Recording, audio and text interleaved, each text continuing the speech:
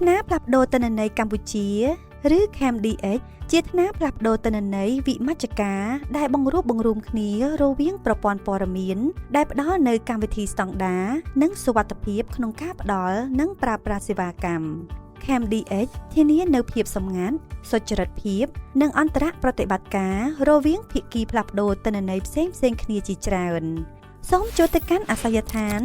www.registrationservice.gov.kh ចុចលើ Register Business ចុចត្រង់ Get QR Code ប្រើកម្មវិធីទូរស័ព្ទ CAMDigiKey លើទូរស័ព្ទរបស់អ្នកដើម្បី scan QR និងចូលទៅប្រើប្រាស់ថ្នាលនោះចុចលើ Register Business ដើម្បីចុះបញ្ជីអាជីវកម្មរបស់អ្នក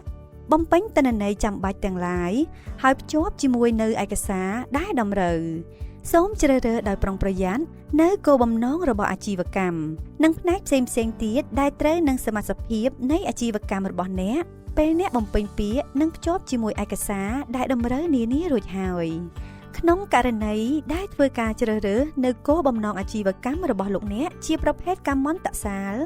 លោកអ្នកនឹងតម្រូវឲ្យធ្វើការស្នើសុំប្រកាសបង្កើតសហគ្រាសធុនតូចនិងមធ្យមនិងសិប្បកម្ម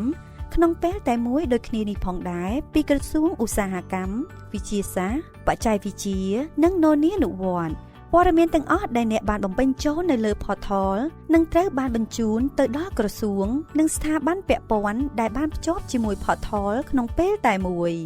អ្នកអាចធ្វើការទូទាត់ប្រាក់អនឡាញសម្រាប់សេវាកម្មនានាក្នុងពេលតែមួយពេលពាក្យស្នើសុំរបស់អ្នកទទួលបានការយល់ព្រមអ្នកនឹងអាចទទួលបានវិញ្ញាបនបត្រប័ណ្ណពន្ធបតង់ប្រកាសបង្កើតសហគ្រាសធុនតូចនិងមធ្យមនិងសិប្បកម្ម Digital តាមរយៈប្រព័ន្ធនេះ